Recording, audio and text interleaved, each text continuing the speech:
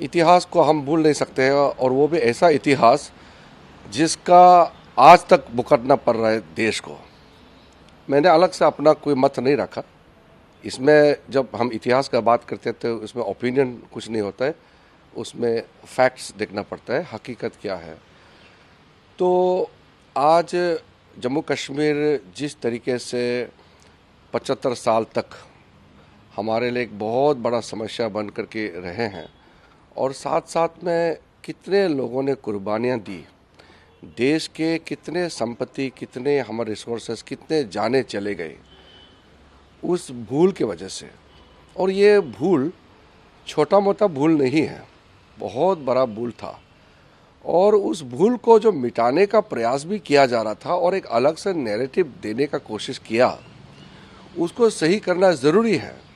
मैंने जो लिखा वो कोई मेरा मत तो है नहीं, ये इतिहास का पन्नों में लिखा हुआ है। पंडित जवाहरलाल नेहरू जी ने जो लोकसभा में जो बात कही थी, जो उन्होंने कॉन्स्टिट्यूशन असेंबली में बात रखी थी, या यूनाइटेड नेशन में जो लेके गई बात, ये सारे जो मुद्दे हैं, ये तो मैंने कोई इसको खोज के निकाला तो नहीं है, ये तो ऑलरेडी डॉक्यूमेंटेड है। और ये देशवासियों का सामने में रखना ज़रूरी था, और आज ही के दिन इसको रखना ज़रूरी है।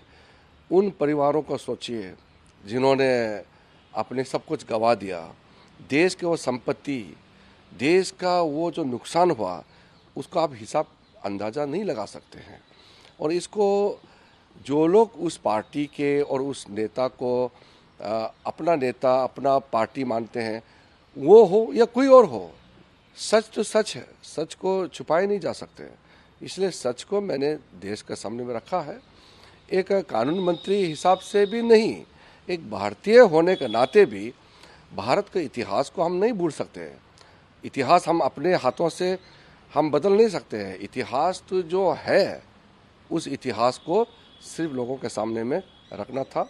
और मैं मानता हूं कि जो 75 साल पहले पंडित जवाहरलाल नेहरू जी ने जो गलतियां की, उसको मोदी जी ने ठीक किया है, सुधारा है। जो भूल उस समय कर दिया, आज उस भूल को सुधारने के लिए आदरणीय प्रधानमंत्री मोदी जी ने जो कड़ा कदम उठाया है, उसको सारा देश आज जानते हैं, साथ दे रहे हैं। और कश्मीर को भारत से कोई अलग नहीं कर सकते हैं। लेकिन दुख के बात यह है कि कश्मीर का आधा हिस्सा अभी भी पाकिस्तान के कब्ज़े में है, और कुछ हिस्सा पाकिस्तान ने चीन के हवाले कर दिया। तो ये हकीकत है, इसमें नई बात तो मैंने कुछ कहा नहीं है। सर, जो 5 गलतियां हैं यूनाइटेड नेशन की आती, इन पांचों में से भी अगर मैं कहूं कि सबसे बड़ी गलती आपको कौन सी लगती है, जो कि जिसको कि कहा जाए कि सबसे पहली और सबसे बड़ी यही गलती है? नहीं, ये पांचों गलतियां ऐसे हैं कि इसको अलग अलग भिन्न करके हम नहीं देख सकते हैं। पहले तो महाराजा हरि सिंह खुद ज्वाइन करना चाहते थे, तो नेहरू जी ने उसको रोक दिया। अब इसको छोटी गलती तो हम नहीं कह सकते हैं।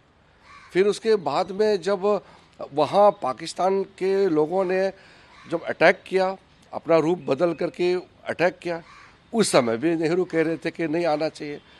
और जो इसको कश्मीर को स्पेशल कह करके आर्टिकल 370 डाल करके टेम्पररी प्रोविज़न बनाना, इसको हम क्या छोटे कह सकते हैं कि नहीं कह सकते?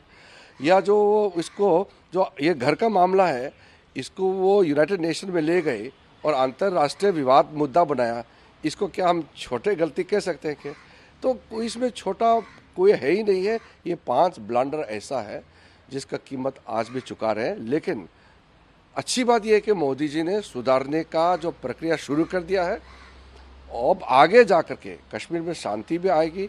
इसलिए मैंने कहा कि एक चीज़ अभी भी अधूरा रह गया, अभी भी आधा कश्मीर पाकिस्तान के ऑक्यूपेशन में है, और एक हिस्सा चीन को उन्होंने भेंट कर दिया। तो ये चीज़ तो सबको खलते रहेंगे ना, ये चीज़ तो हम लोगों को चोट देते रहेंगे। इसलिए इतिहास ऐसा चीज़ है कि हम इतिहास के उस पन्नों से सही चीज़ को ला करके जो सीख लेना है, जो करेक्शन करना है, आगे जो चीज़ करना चाहिए, वो भी हमको तय करना है। तो मोदी जी के नेतृत्व में आज कश्मीर के ऊपर में जो उन्होंने निर्णय लिया है, आज पूरा देश साथ दे रहे हैं। सर, आपको लगता है कि जो रिहेबिलिटेशन का मुद्दा है, ठीक ढंग से उसको बहुत जल्दी कर पाए, क्योंकि कांग्रेस और विपक्ष के लोग इसी चीज़ को लेकर के ज़्यादा सवाल उठा नहीं, रहे हैं। विपक्ष का इसका बात ही नहीं है। जो मोदी जी ने किया वो कोई सोच भी नहीं सकते थे और दूसरा लोग तो कर भी नहीं पाया। और मोदी जी के नेतृत्व में गृह मंत्री जी ने जिस तरीके से हैंड्स ऑन जम्मू कश्मीर का लॉ एंड ऑर्डर और बाकी चीज़ों को हैंडल कर रहे हैं, इसके अलावा कुछ सोचने का, कुछ कहने का है ही नहीं है। कोई विकल्प नहीं, यही रास्ता था और यही रास्ता रहेगा।